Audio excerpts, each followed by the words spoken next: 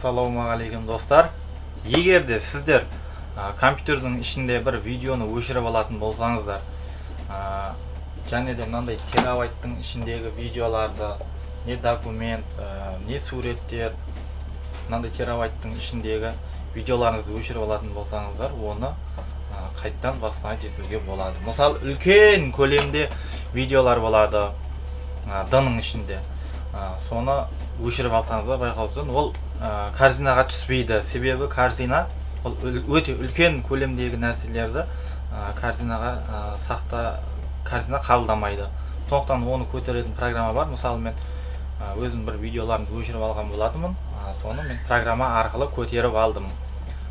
Қазір сіздерге көрсетем, қанша уақыт, қандай видеоларды көрсететін боламын.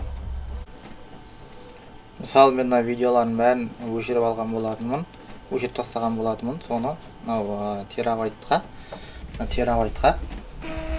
мысалы өзім не алдым, көтеріп алдым, қайтадан бастан етіп алдым. Қазір көреміз қанша гигабайт дының ішінен өшірген болатынмын.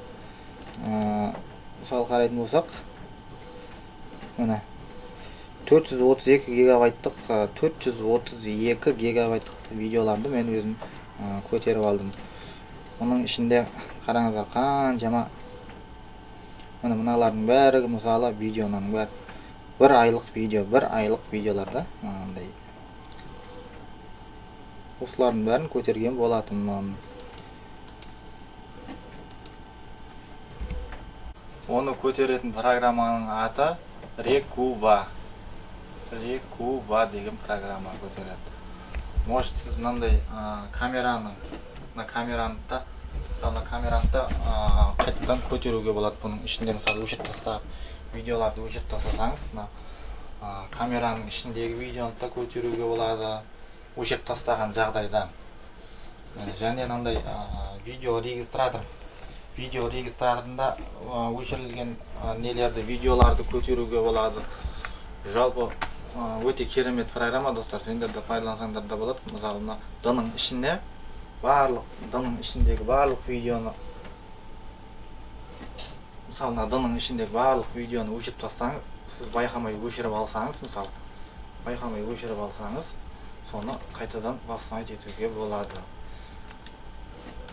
Менде ондай жағдай болған, мен осы программа арқылы барлығын көтеріп алдым. Сондықтан, достар, сендер де осы программаны басып алыңдар. Бір керегі, пайдасы болып қалар мүмкін. Мен мысалы бір мынау нелерді көтердім. Мұны көріп отырсыздар экранда. Қаншама гигабайт, 432 гигабайтты мен көтердім. Бірақ 7 сағаттай уақыт алады екен. Себебі бұл барлығын іздеп, бастан етем дегенше, бар жоғы 7 сағат. Ол ненің көлеміне байланысты. Өшірілген файлдардың көлеміне байланысты. Менікі үлкен көлемде болғанда,